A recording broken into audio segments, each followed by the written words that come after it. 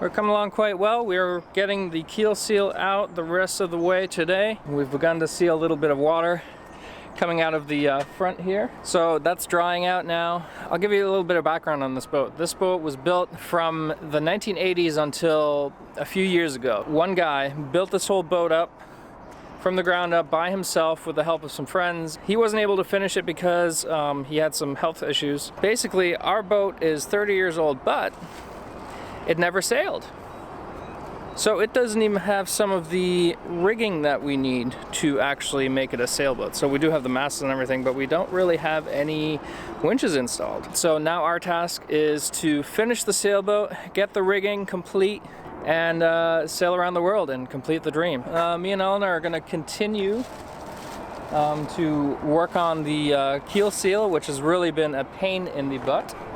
But we're getting there. Today will probably be the finishing touches on that. Then we'll get started on this anti-fouling. So we will actually start scraping this blue stuff off. All right, see you next time. Like and subscribe.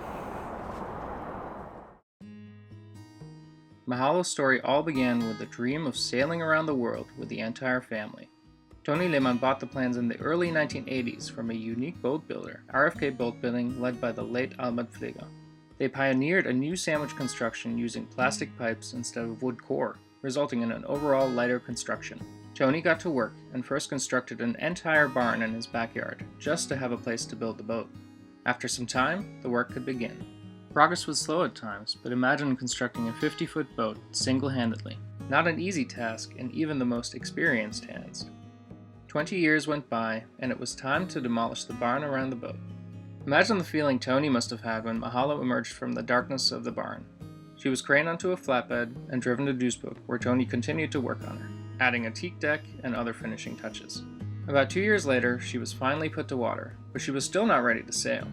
Tony and his family stepped the mast once, but never hoisted the sails. Soon after this, Tony's health declined, and he had to take a break. It seemed as if the dream was slipping through his fingers. Even as he regained his strength and was almost ready to start again, it all went downhill. Tony passed away soon after, and left behind his family and a lifelong dream of sailing around the world.